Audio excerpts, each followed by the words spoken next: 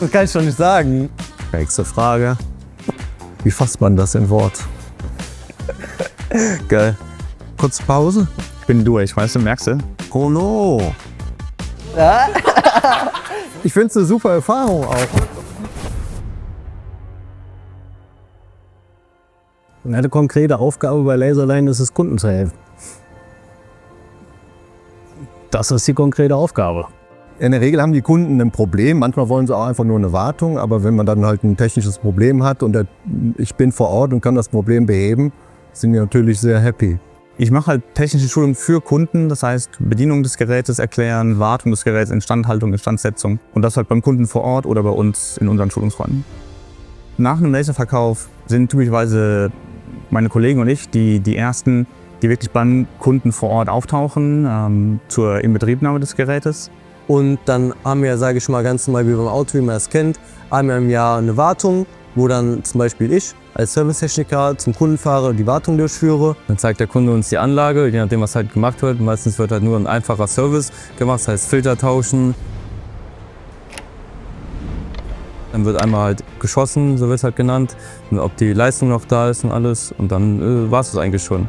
Und das andere wäre ja, wenn irgendein Ausfall außer der Reihe wäre, würde der Kunde bei uns in der Hotline anrufen. Und dann fängt das Ganze halt an, dass wir dann versuchen, schon mal über die Fehlermeldung, die das Gerät rausgibt, dann zu sagen, was habe ich jetzt eigentlich oder was habe ich nicht.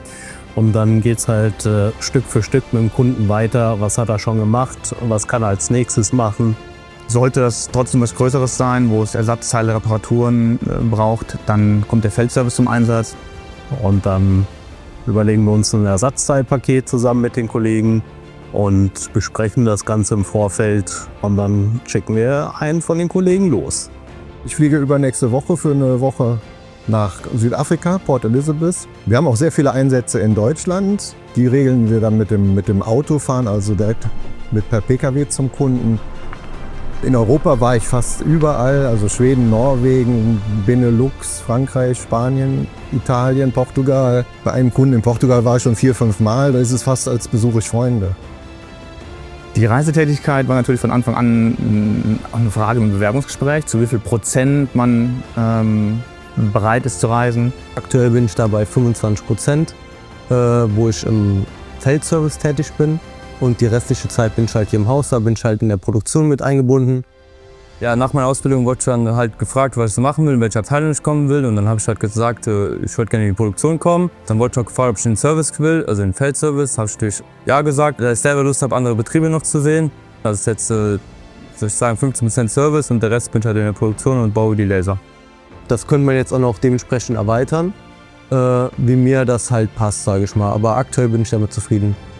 Bei privaten Umständen bietet Laser dann auch eine hohe Flexibilität, auch was Homeoffice angeht, was Reiseplanung vor allem dann auch angeht, dass man sich mit den Kollegen abstimmt. Der eine möchte lieber nach Spanien. Wenn mich die Reiselust packen würde oder mein Job langweilig wird, dann gibt es ein offenes Gespräch mit meinem Teamleiter und der Personalabteilung und dann wird eine Lösung gefunden. Also ich wollte mich bis jetzt noch nie woanders bewerben. Ich habe mich ja so wohl gefühlt nach der Ausbildung und ich wurde direkt übernommen und habe noch nie mit dem Gedanken gespielt. Wenn man dauerhaft weiter gefordert und gefördert wird, gibt es halt nicht viele Gründe, woanders hinzugehen. Und ich habe jetzt auch noch nichts gefunden, was ich interessanter finde als ein Laser. Weil es eine hochmoderne Technologie ist, dann hat man halt sehr interessante Kunden, Firmen, Institute, Universitäten. Und ich reise halt für mein Leben gerne und bin halt ständig unterwegs. Und jeder Tag ist anders. Also ich kann mit Routinen nicht viel anfangen. Und habe hier wirklich jeden Tag eine neue Situation. Das Beste an meiner Arbeit sind die Kollegen. Wie zum Beispiel die ihr ja eben schon gesehen habt.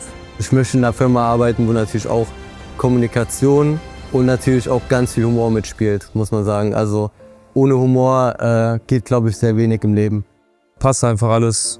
Ich kann mich bis jetzt nicht beschweren. Also ist schön hier.